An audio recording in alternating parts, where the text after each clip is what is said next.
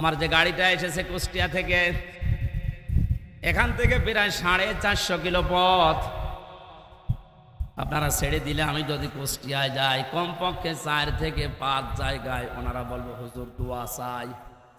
বললাম যে দোয়া তো কাহারুল থেকে করে আসলাম না, যে দোয়া নিয়ে এসেছেন ওই দোয়া দিয়ে যান।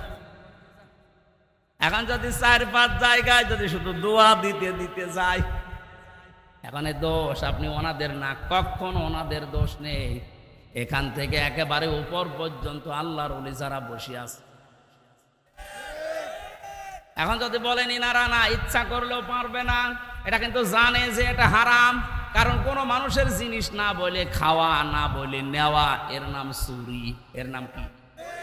আর কারো মন থেকে কোনো জিনিস যদি দিতে না চায়, জোর করে নেওয়া হারাম। আমি তো এমনি এমনি দোয়া দিয়ে দিয়েছি নাকি?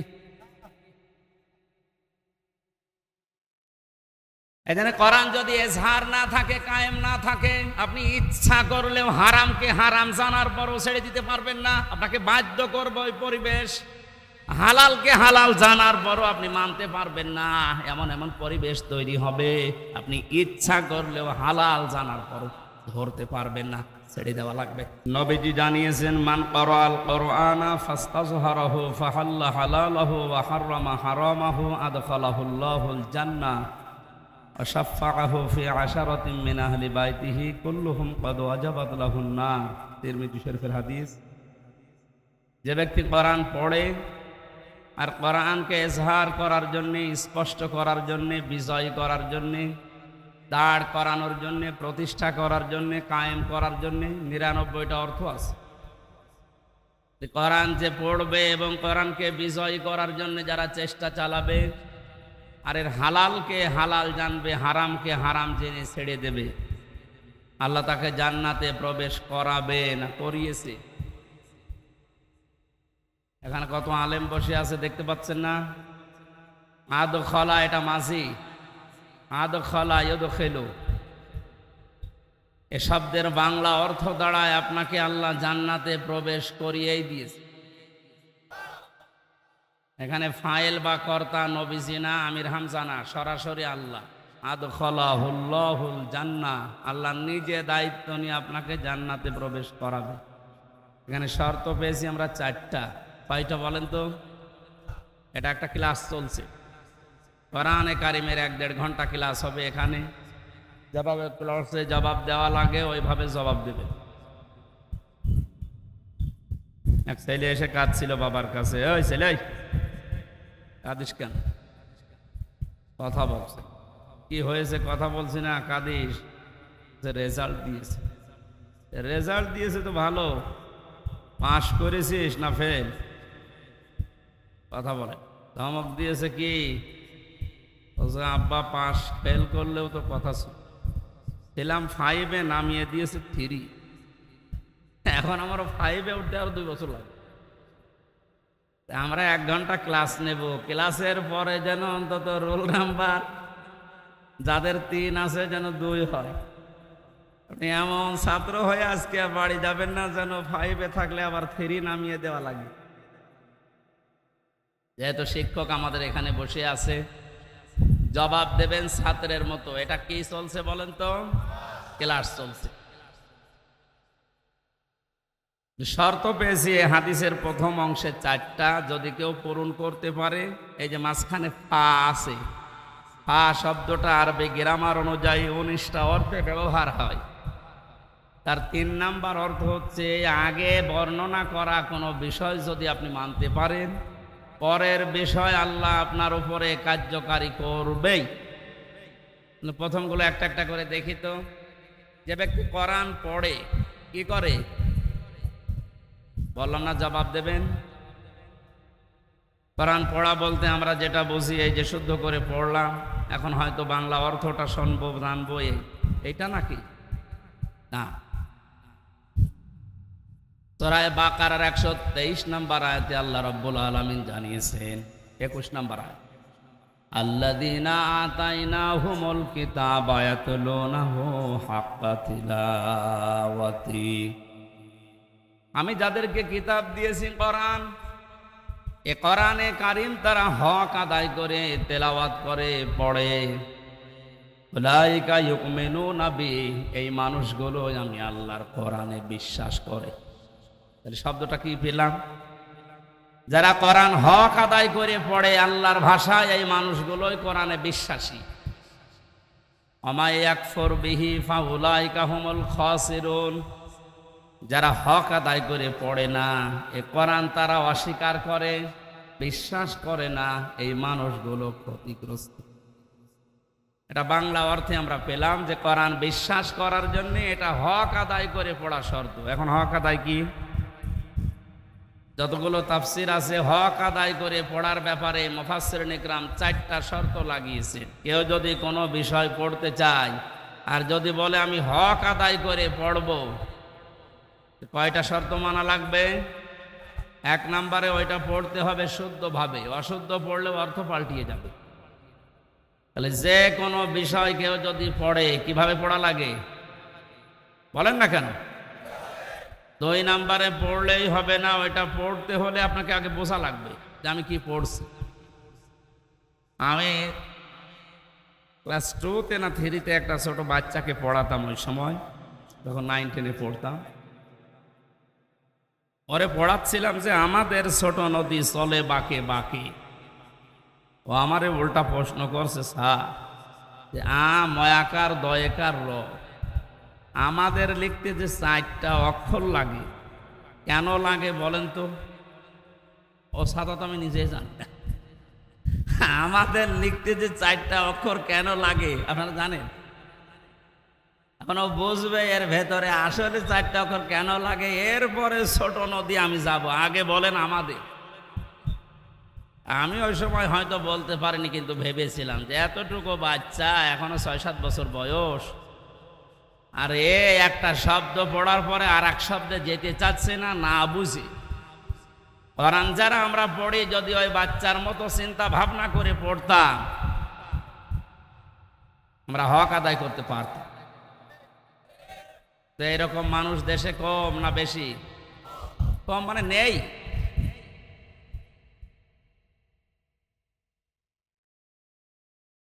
একশো জনের 95 জন কোরআন শরীফ শুদ্ধ করে পড়তে পারে না, এটা জরিপে পাওয়া যায়।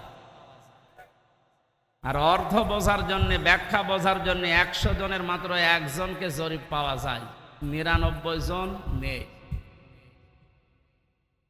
এই যে রিপোর্টগুলো বলছি, রিপোর্টগুলো কি সুখবর বয়ে আনছে না দুঃসংবাদ বয়ে আনছে? আল্লাহ জাতিকে যেন হেফাজত করে। আপনি কোরআন পড়তে পারেন না, ভেতরে একটু আফসোস আসে না আপনার যে আল্লাহ আমার কাছে একটা চিঠি পাঠিয়েছে, কি পাঠিয়েছে এইটা যদি আমি কোনোদিন না পড়ি, না বুঝি, তা আমার বাস্তব জীবন তো পুরাটা ব্যর্থ। যারা মেয়ে লোককে ভালোবাসে, এই মেয়ে লোকের একটা চিঠি পাওয়ার পরে কত কায়দায় পড়ে, না বুঝতে পারলে দরকার হয় যে বোঝে, তার কাছ থেকে 3-4 বার বোঝার জন্য চেষ্টা চালায়, প্রতিটি শব্দ বুঝে বুঝে পড়ে। এ তো প্রতি শব্দ বুঝে পড়লেই সওয়াব হয় নাকি?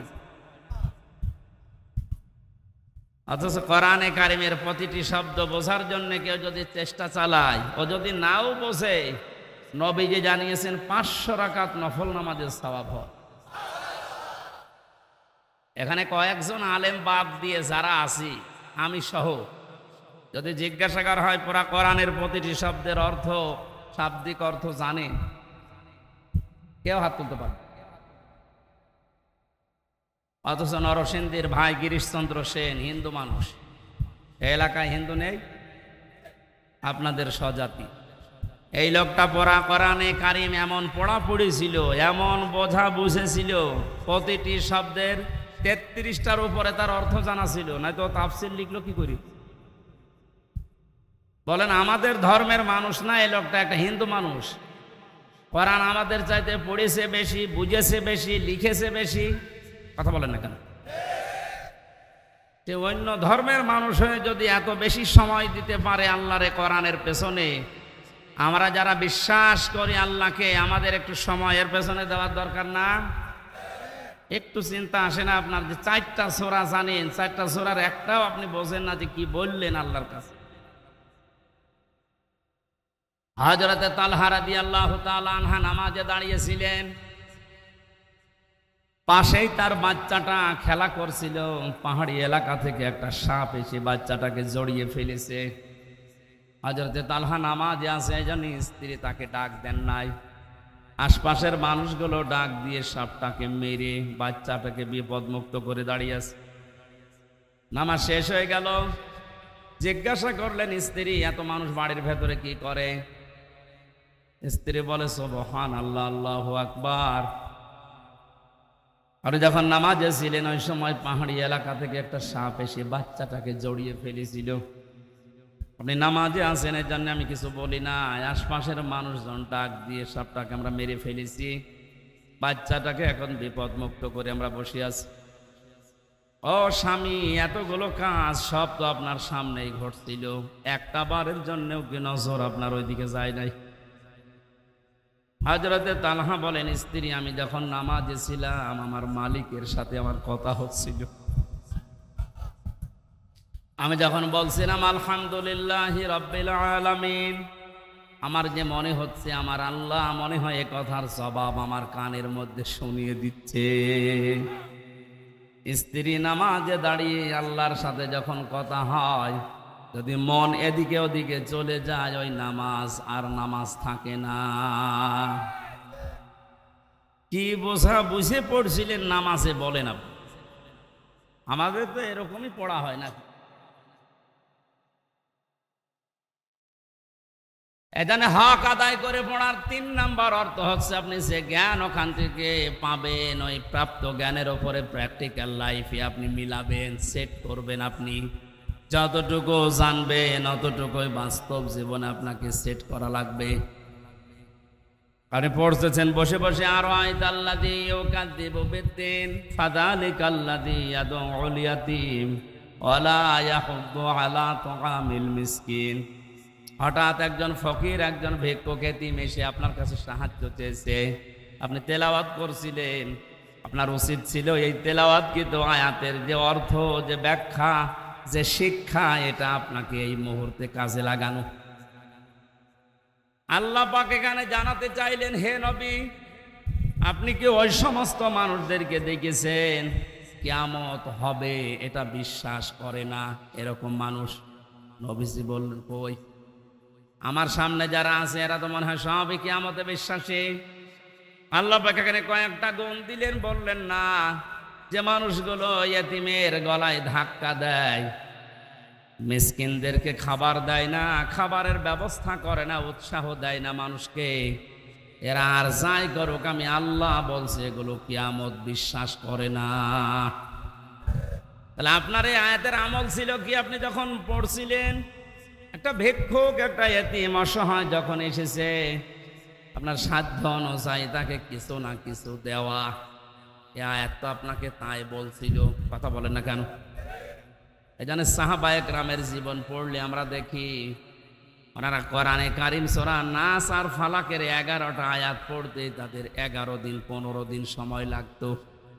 আর আমরা এমন মুসলমান, এ সূরা আমারে পড়তে দেন, আমি 1.5 মিনিটে শিখতে পারবো। তার মানে বোঝা যাচ্ছে হযরতে ওমর কোরআনে কারিম আমার মতো পড়তে পারতো না। হ্যাঁ, সূরা নাস ফালাক ওনার 11 দিন লেগেছে, আর আমার 1.5 মিনিট লাগে। তার সাথে আমার চাইতে ওনার পড়াশোনা কম ছিল।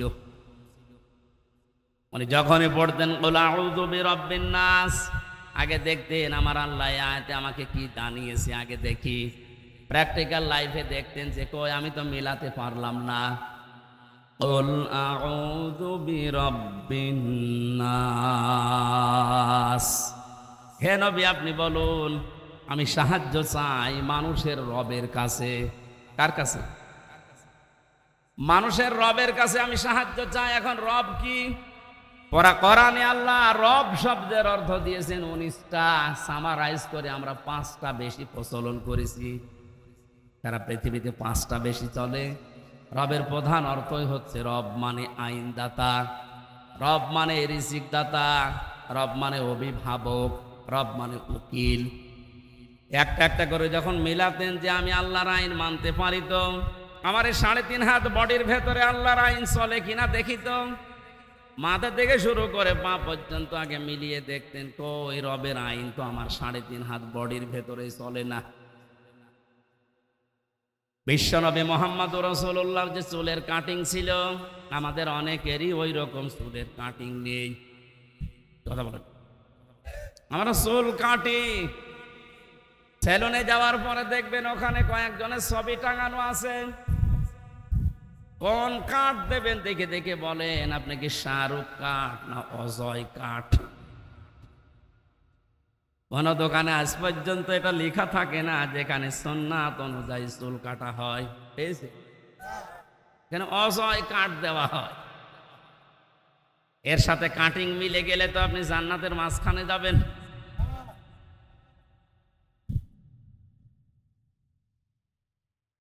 মাথার পরে আপনি নিচে নামেন একটা একটা করে। মোছের দিকে তাকালে আপনার মোছ রসুলের মতো হচ্ছে না, দাড়ির দিকে তাকালে আপনার দাড়ি রসুলের মতো হয় না। অশিক্ষিত মানুষদের কথা বাদ দিলাম, শিক্ষিত মানুষ যারা লেখাপড়া করেন, আপনি কি এটা পড়েননি যে বারবার এই ত্বকে যদি কেউ খোর লাগায়, বেরেট লাগায়, তাহলে এই ত্বক নষ্ট হয়ে যায়। 2 নম্বরে আপনার যৌন শক্তি আল্লাহ নষ্ট করে দেয়। আপনি কিছু মনে করেন, অনেককে বল শিক্ষিত মানুষ আপনার এটা কেটে ফেলেন কেন? অন্তত বড় করে না রাখেন, হালকা রাখেন। এটা বারবার চাষলে যে ত্বকের ক্ষতি হয় আপনি তো জানেন, পড়িয়েছেন, আপনি জানি, আপনি পড়েছেন। আশা করছি আমি নরম ভাষায় যদিও বললাম, এটা যারা রাখেন না রেখে দেন, কাজে লাগবে, আপনার চেহারাও সুন্দর লাগবে। অনেকে মনে করে যে আমার যুবক যুবক লাগে, এদিকে ব্যাটারি যে ফিউজ হয়ে যাচ্ছে ওটা এর পাচ্ছে। আশা করছি এটা করবেন, আপনি হালকা রাখেন, দরকার হয় যদি লজ্জা লাগে তো অন্তত শুরু করেন, দেখবেন লজ্জা কেটে যাবে। আর রাসূলের সুন্নতের ভেতরে আমার মনে হয় যত সম্মান আল্লাহ লুকিয়ে রেখেছে, এর বাইরে যত স্মার্ট আর স্মার্টনেস মনে হয় আপনাকে, না, ওটা শয়তান আপনাকে একটা শোভনীয় জিনিস দিয়ে ধোকায় ফেলে রেখেছে। আল্লাহ আমাদেরকে যেন বোঝার তৌফিক দেন। ডাক্তার জাকির নায়েকের যে সমস্ত বইগুলো আগে বের হতো দেখবেন ওর ভেতরে আমি পড়েছিলাম, যারা বেশি বেশি দাড়ি কাটে বা চাষে তাদের 2টা ক্ষতি হয়। 1 নম্বরে তাদের এই ত্বক নষ্ট হয়ে যায়, 2 নম্বরে যৌন শক্তি হ্রাস পায়। জোরে বলেন নাউজুবিল্লাহ। এরপরে আপনি আরো যত নিচে নামবেন তত বাস্তবতায় দেখতে পাবেন শরীরের ভেতরে কোনো সুন্নাতি চলছে না।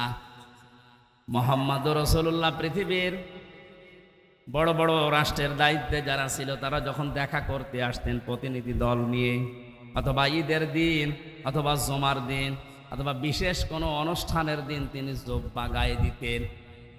আজকে 1 বছর পরে অনুষ্ঠানটা, এটা এলাকার জন্য বিশেষ দিন না? এক কথা বলেন না কেন? অন্তত জুব্বা জামা যাদের আছে সুন্নত মনে করে আপনি ওইটা আজকে গায়ে দিয়ে আসতে পারতেন।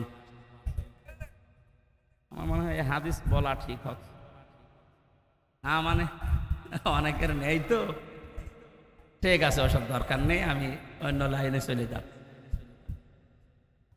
ওনারা যখন আউযু বিরাব্বিন নাস বলতেন, দেখতেন রবের আইন আমার শরীরে, আমার পরিবারে, আমার সমাজে, আমার রাষ্ট্রে আছে কিনা। এগুলো মিলানোর পরে মালিকিন নাস এখানে যেতেন, এরপরে যেদিন ইলাহিন নাস। আমরা তো এভাবে মিলাই না, এই জন্য 1.5 মিনিটে সূরা নাস ফালাকের 11 আয়াত শেষ হয়ে যায়, আর ওনাদের 11 বছরেও শেষ হতো না। এই জন্য যতটুকু পড়বেন তার উপরে প্র্যাকটিক্যাল লাইফ আগে মিলাবেন, এটা 3 নাম্বার শর্ত। 4 নাম্বার, যে জ্ঞান আপনি পেয়েছেন শুধু নিজে পড়বেন নিজে মানবেন হবে না, এটা যেন মানুষ মানে সেই ব্যবস্থা করে দেওয়ার চেষ্টা করবেন। বাংলাদেশের আলেমদের উস্তাদ, মাথার তাজ আল্লামা শাহ আহমেদ শফি রহমতুল্লাহ আলাইহি যতদিন পর্যন্ত কোরআন পড়েছিলেন এদেশে তার কোনো শত্রু ছিল না। না, আন্দাজে বলেন কেন? কেউ ছিল? ওনার কেউ চিনতও না। 2 নম্বরে, যতদিনই কোরআন পড়েছে আর বুঝেছে, কোরআন বুঝেনি তা না, পুরা কোরআন শরীফ উনি বুঝতেন, ততদিনও কোনো শত্রু আমরা এদেশে পাইনি। বিশ্বে ওনাকে কেউ শত্রু মনেও করতো না। তিন নম্বরে যতদিন কোরআনে কারিম নিজে আমল করেছে বাস্তব প্র্যাকটিক্যাল জীবনে যতটুকুই পারে ততটুকু পাইনি। যখনই 4 নাম্বারটা বলেছে না এটা আমি মানুষকে মানাতে চাই, এর ভেতরে আছে আল্লাযীনা ইউযুনা রাসূলাল্লাহি লাহুম আযাবুন আলীম।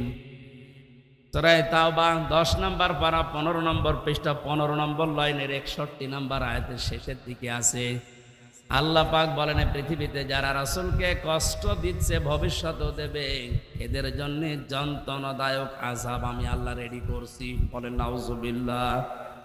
মানে যখন এইটা দেখেছিলেন যে নবীজির সম্মান নিয়ে সিনেমিনি খেলা হচ্ছে, না এটা আমি মানতে দেব না, এটা আমি মানুষকে মানাবো, তখনই তার নাম পাল্টিয়ে দিয়েছে তেতুল হুজুর। নাম কি তেতুল হুজুর? কি সুন্দর নাম দেখেন না, শাহ আহমেদ শফিক, নামই পাল্টিয়ে গেছে।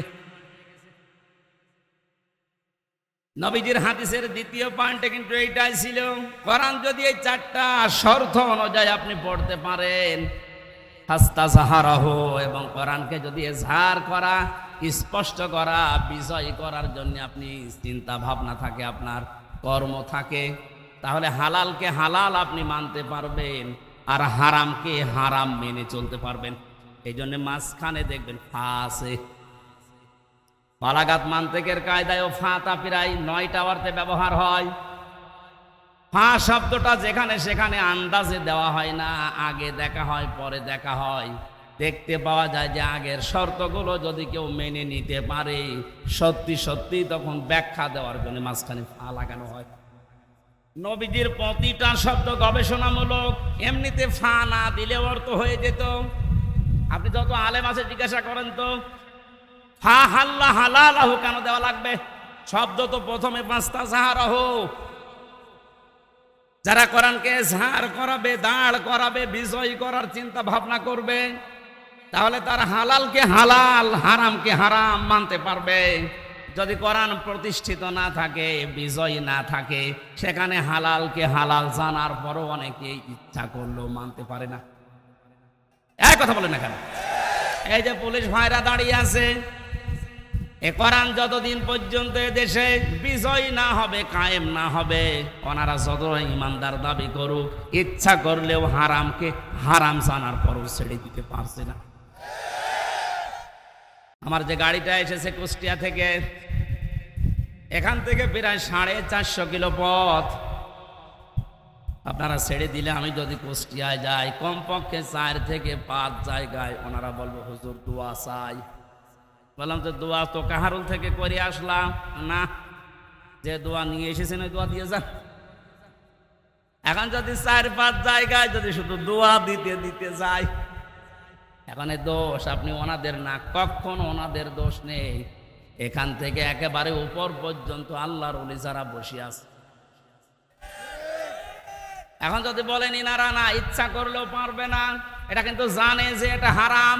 কারণ কোন মানুষের জিনিস না বলে খাওয়া, না বলে নেওয়া, এর নাম চুরি, এর নাম কি?